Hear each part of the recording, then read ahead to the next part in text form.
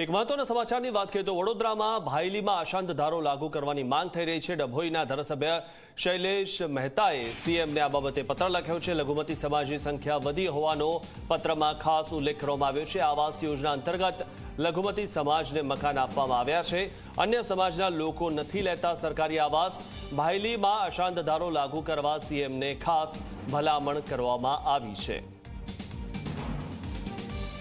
મુખ્યમંત્રીશ્રીની સાથે બેઠક હતી। એ બેઠકમાં કેટલીક રજૂઆતો કરવાની સાથે મેં એક લેખિતમાં રજૂઆત કરી છે કે ભાયલી વિસ્તારને અશાંત ધારામાં લેવો જોઈએ, કારણ કે 22ની ચૂંટણી વખતે પણ લોકોની આ લાગણીને માંગણી રહી હતી।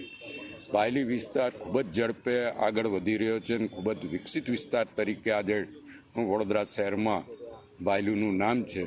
ત્યારે ભાયલી વિસ્તારમાં સોસાયટીઓ, એપાર્ટમેન્ટો, ડુપ્લેક્સો, કોર્પોરેટ હાઉસો અને હોટલો તમામ જ્યારે ત્યાં વધતા હોય ત્યારે પ્રધાનમંત્રી આવાસ યોજનામાં પણ કેટલાક ડ્રોમાં લઘુમતી વસ્તીને ફ્લેટ ફાળવ્યા છે। એના લીધે આંતરિક રીતે લોકોમાં મતભેદો ઊભા થાય છે।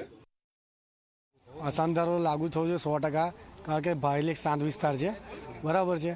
અને અમુક લોકોને જે મકાન લાગ્યા છે એમને બી ખબર પડે કે ભાઈ લઘુમતી કોમના લોકો રહેવા માટે આવ્યા છે, તો એ લોકોને મકાન લાગ્યા છે છતાં એક રહેવા આવ્યા નથી। તમે બી જોઈ શકો છો મકાન કેટલા ખાલી પડેલા છે।